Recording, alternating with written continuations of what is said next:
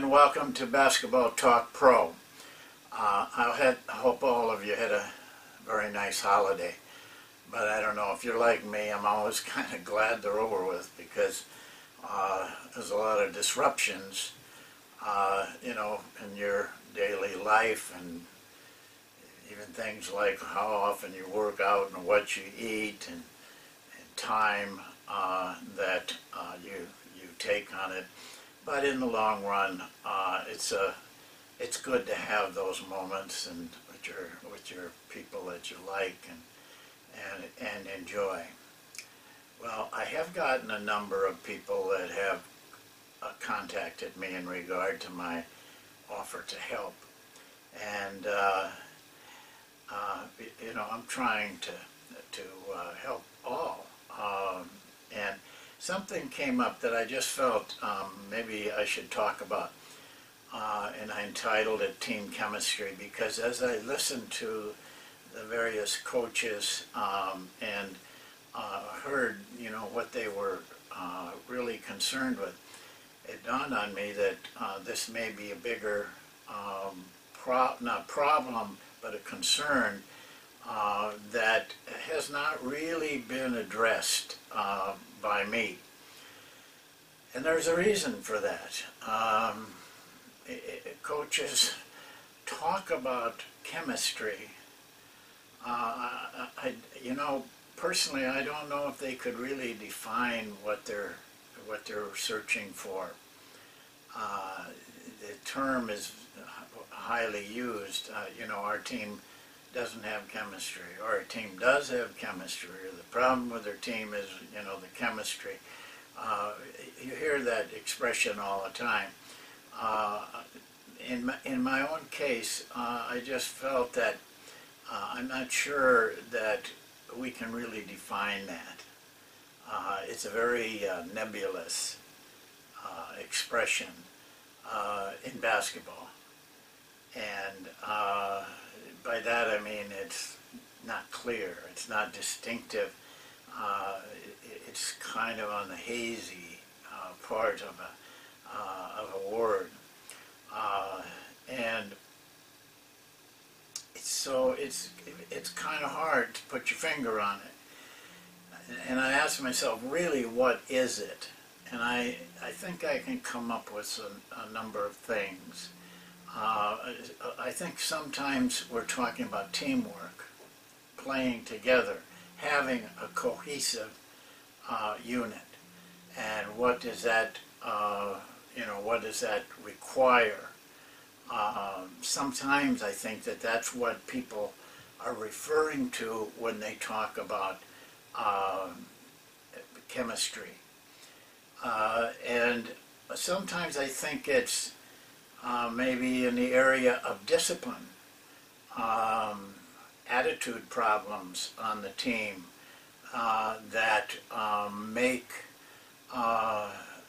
make people feel that things aren't going well with the team. There may be a lot of barking at each other, might even be more aggressive than that. There's been some locker room scenes all the time in the NBA of players really going after each other. And that would, to the media especially, but even to the coaches, it would indicate that things aren't really going smooth. And then there's the possibility of being controversial, and where you really have a problem with players coming back at you. And then there's also another area, I think, that is involved in this area of chemistry, or the term chemistry, and that is purpose. The purpose of the players. What are they really driven to excel themselves as an individual and their team? Apathy kind of thing with the team. So we can we can kind of explore a number of areas, and I'm not sure that we can define it though to one thing, and I know for sure that there is no general solution. I mean, I can't tell you, I can't just get up here and say, here's what you do if you don't have chemistry. That would be fraudulent on my part, and so I'm not going to do that. And then, you know, I think a lot of times you feel like something's wrong, but you can't even put your finger on it. I told you a wonderful story, read it to you some time ago, about the flutist. Some of you, I'm sure, will remember it. He had everything: technique, ability, all those things. But when he went to study with one particular master, with one particular flute, the master kept saying to him, even though it was a simple song and he had all the technique he needed to play it well and could play it well, the master kept saying, I'm paraphrasing that story, kept saying, something's lacking. And it drove the flutist into a complete breakdown. Drinking, he finally had no more money. He floated back to his community, lived in a hut for 2 or 3 years, still playing the flute, giving lessons to the, you know, it was an agriculture area, the people that lived in where his hut was. And then out of the blue, he was invited back to, because he couldn't really come up with what was lacking. And he was invited to play again. Not invited, almost forced to play again. There was a concert, and he was the last person on, and he picked up this new flute that he was trying to master, and he played the very simple song that his master had given him, and always said something's lacking. But that night he played it differently, and at the end the crowd was silent, and then one man said, it's like a god. So he had solved what was lacking. Now, that's a great story for me, because it makes you think. It's a story that really, I mean, a lot of people I've given it to have said to me, well, what does he mean by what is lacking? Well, that's the purpose of the story, is to get you to think in terms of that. Well, my own experience with the term chemistry, and I'll be honest with you, I don't think I've ever used that word with a team. I don't recall ever even hardly thinking about it. But I have had the feeling that that flutist had, that something was lacking. It kind of just worked its way around the edges, and I knew something was wrong. I just didn't know what was wrong. And we might be playing pretty well. We might have a pretty decent team, but just something wasn't quite right in my mind, and it kind of gnawed at me. And so I will tell you my experience with that feeling. First of all, you have to try to define what it is that is wrong. And sometimes that's very difficult. But I think that you have to do what happened to this flutist. You have to suffer a while with it. You have to struggle with it. There's no easy answer to this. Trust me on that.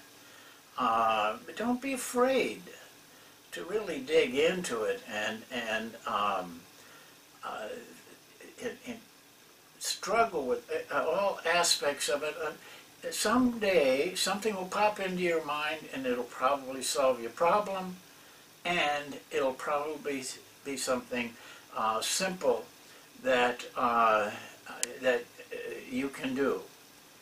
So in the investigation, though, let me say this.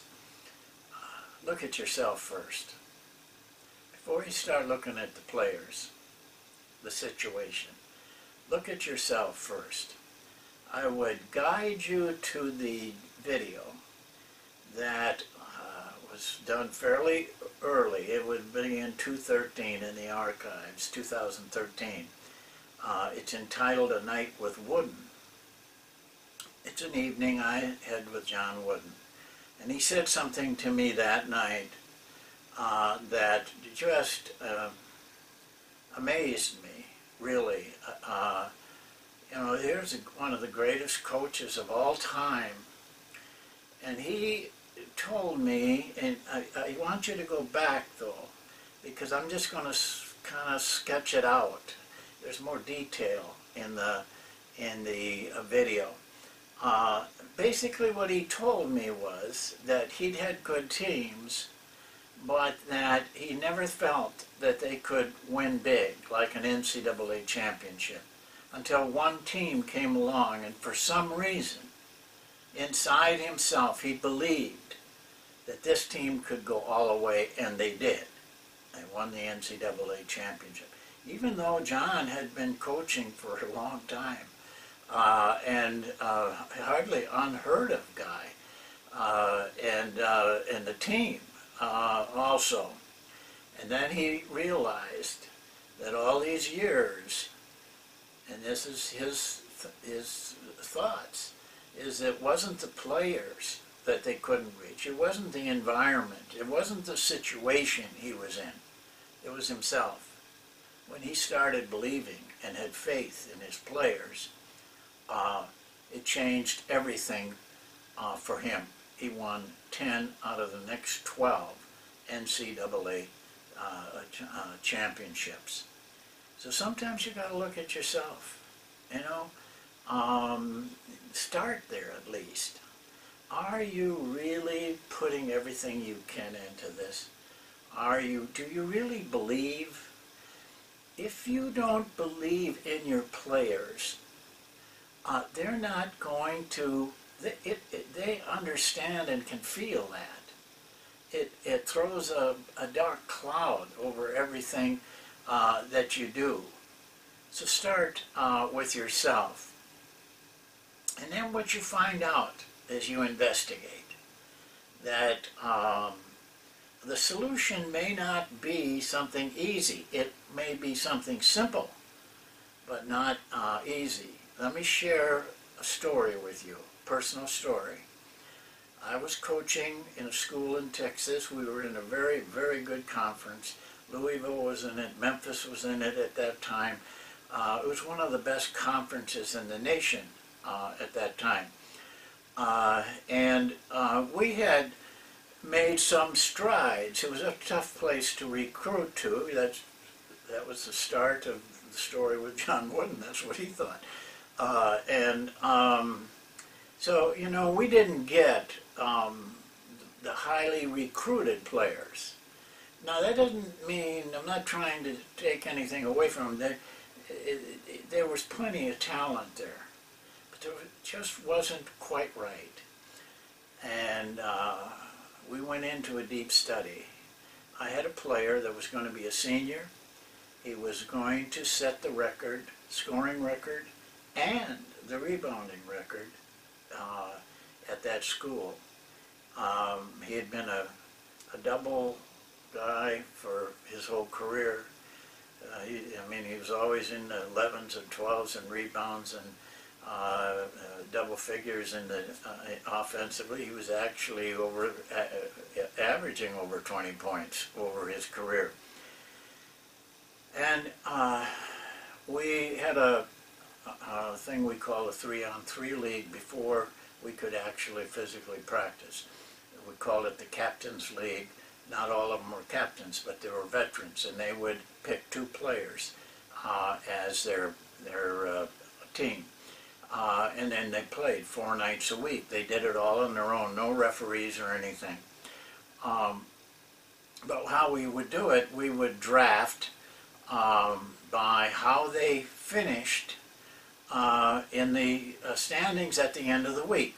They played from Monday through Thursday, and then we determined the standings, and the team that had the captain that had the poorest record got to draft first, and so on, just like the NBA does. The very first time, we let the most experienced player draft first. Well, it was the guy that was going to set the records. Here's what happened. In approximately 4 weeks of doing this, he would draft first and come in last. That would put him, he'd draft first again. Got 2 new guys, and he'd come in last. He did this for 4 straight weeks. And there was another player that every time, no matter what, he didn't get drafted high, but every team he played on, they came in first. And so we began to look at that, and we went back to the films with this guy that was our leading rebounder and scorer, and we found, my assistants did the work, they found that when he was in the game, we didn't do as well as when he was out of the game, even though he was a big-time scorer and rebounder.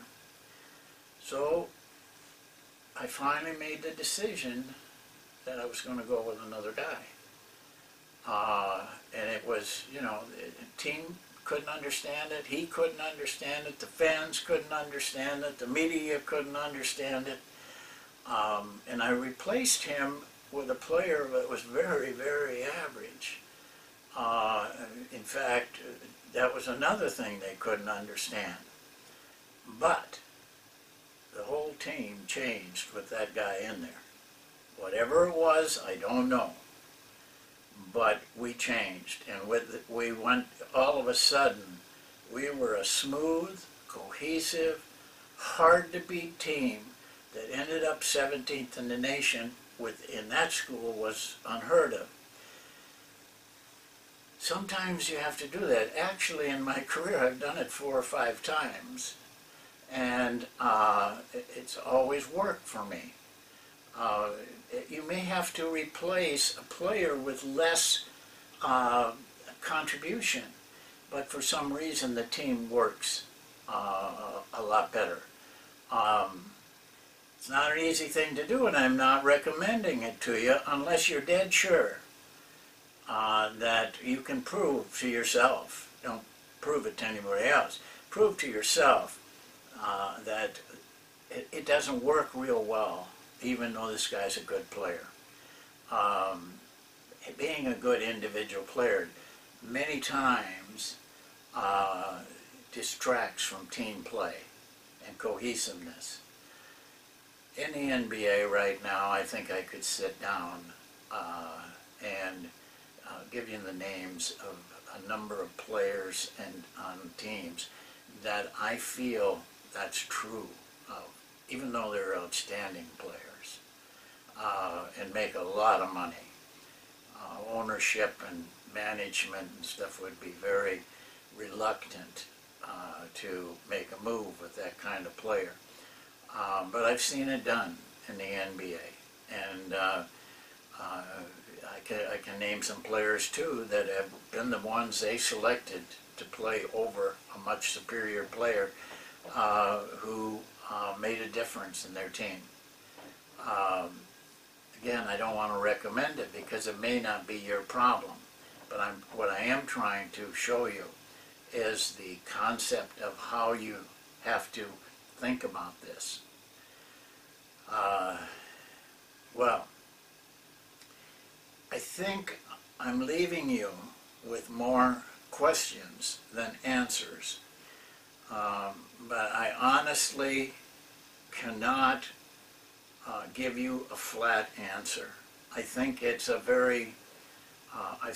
personal struggle you have to take, and you have to make. And I'm not handing this off by any means. In fact, I want you to know that I want to do more with you in this area, because I understand from my own experience how this can be a problem for you. And I also understand that no one could give me any answers. They tried. They gave me all kinds of advice, but none that I could really depend on. I had to do it myself. I had to figure it out. But I want to continue with this, but not like I normally do, part 1, part 2, part 3. It will be more like a sequel. We'll come back to this. I'll do my work and try to be a little bit more defined in the way you approach this. But for now, I've tried to give you the best information that I can give you based on my own personal experience. And I can't give you information on what other people have experienced. But I can honestly give you what I have experienced. So, as I said, there's more questions than answers right now. But we'll keep working at it. But the main person that's got to work at it is you. Start with yourself. Then go to the players. It's too easy for coaches to point out the players. They're the ones. But it may be, like John Wooden, that your own belief and faith in your team may be the reason. Well, we'll see you next time. Have a nice rest of the week, weekend when you hear this, and dig in. Find out what your problem is.